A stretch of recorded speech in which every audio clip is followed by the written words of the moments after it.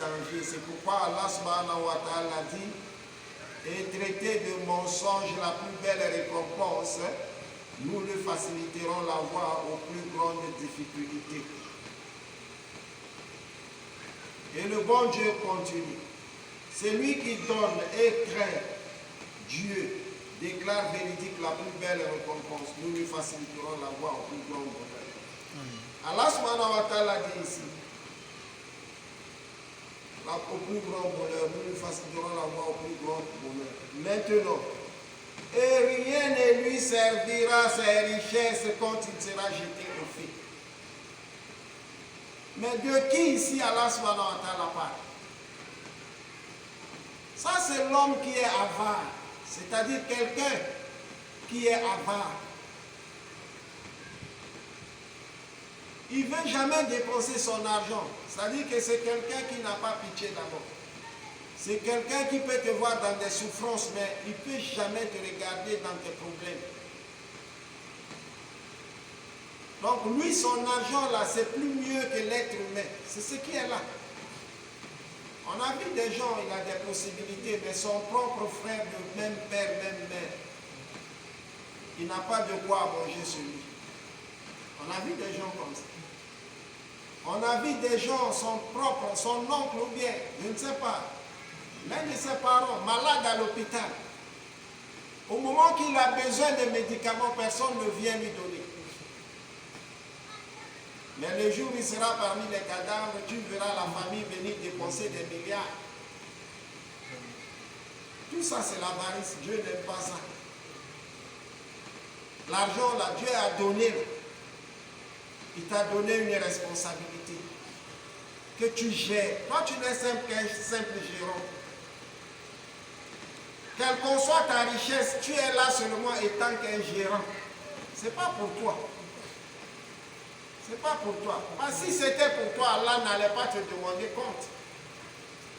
Le prophète sallallahu alayhi wa sallam nous a dit, les jours de Kiyama, l'être humain va rester pendant 50 000 ans debout. Et quand le bon Dieu va juger les humains, ce qui va retarder ces jours, c'est à cause des riches.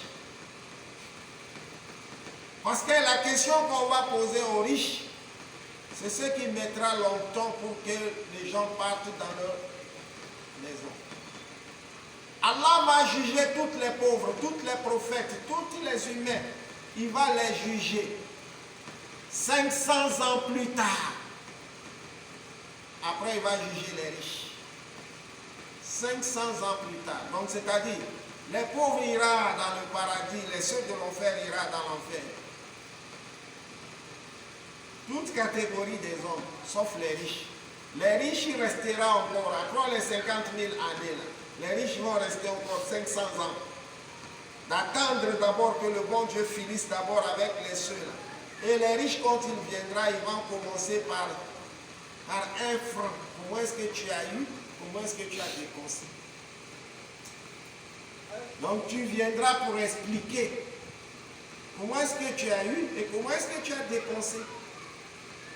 C'est ce jour-là que nous sommes en train de s'amuser. On croit que c'est les histoires. Parce que quand on commence comme ça, pour d'autres, ils disent que non, ça c'est des histoires. Or qu'ils oublient. Le bon Dieu dit, craignez le jour où les bébés viendront avec les cheveux blancs. Ce jour-là viendra. Wallahi, mon frère, le dunya que nous sommes en train de vivre ici, c'est momentanément, wallahi, c'est une jouissance trompeuse. La réalité est là.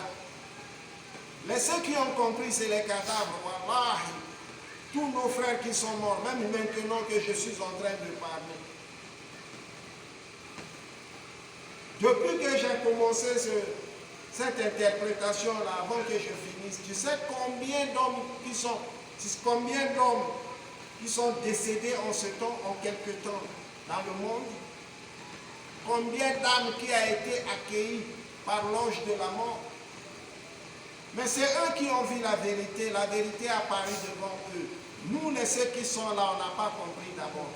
Tant que tu n'as pas le courant, c'est que tu n'as pas compris. Tant que tu n'as pas les enseignements de Dieu et que tu as la foi en Dieu, jusqu'alors tu n'as pas compris. Toi, tu crois que la vie c'est au hasard.